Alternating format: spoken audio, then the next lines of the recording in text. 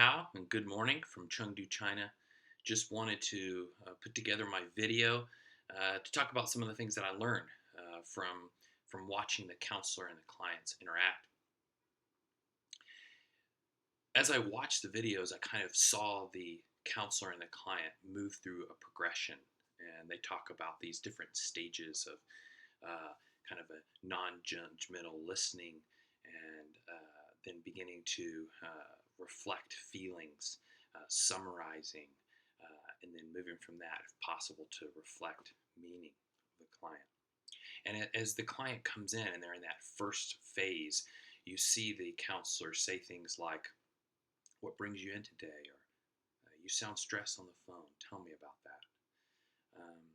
And then the client begins to share, begins to open up what's going on, what brings them in, what are the things that they're facing.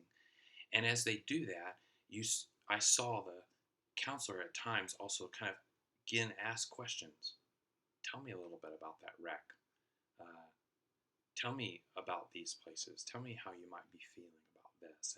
And they continue to have open-ended questions where they can share.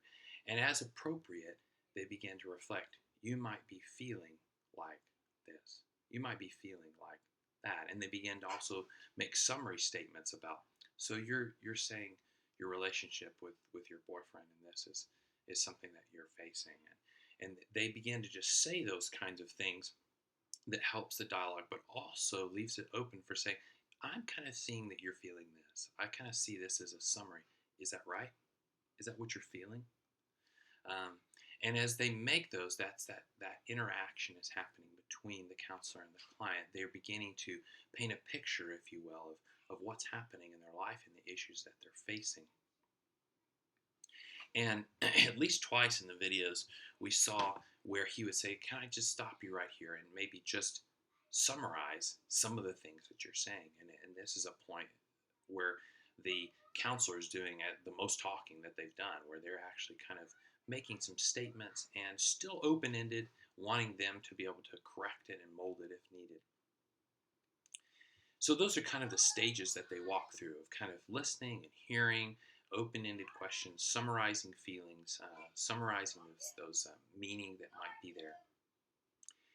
One of the things that I also learned, having done a lot of just kind of pastoral counseling and helping people living overseas, that I think a general listener maybe doesn't do as well as these professional counselors I saw them do, is that they shared very little, almost no information about themselves. Um, Sometimes, as listeners and as people who are in that environment with them, sometimes we will a lot of times share our story, and that's not necessarily wrong. As much in this professional sense, when someone's in, we want to be careful not to autobiograph our life or to talk about ourselves. We want to make it completely about the client and completely about hearing them. And I think in just even everyday life of being a better listener, uh, this is an important part, is letting it be about them and really listening to their heart. So I learned some good things and saw some things that I think I'll be able to put into practice already.